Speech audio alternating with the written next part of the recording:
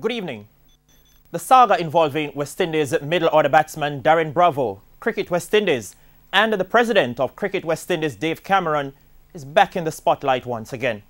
Now, the latest twist came on Saturday when the 50-over practice match between the West Indies and the Trinidad and Tobago Red Force at the National Cricket Centre in Couva was called off, with conflicting reasons being given for the cancellation. The Red Force team should have included the embattled Bravo, who remains at odds with Cricket West Indies and its president since November 2016. The reason given by CEO of the Trinidad and Tobago Cricket Board, Stuart Raghunath, is that the Cricket West Indies wrote to him indicating that the venue was not approved by WIPA for international matches to be played there.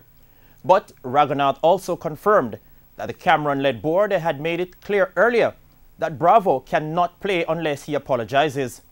Now, Cameron himself told Line on the Length in a television interview aired on Friday that Bravo must remove a controversial tweet in which he called Cameron a big idiot and face a disciplinary hearing before being allowed to resume his international career.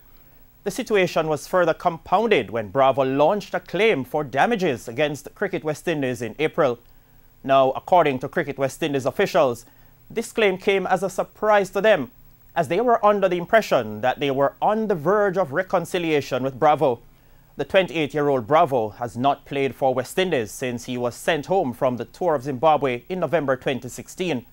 Now, with neither party willing to budge and no resolution in sight, the career of one of international cricket's most talented young batsmen is now at a crossroads.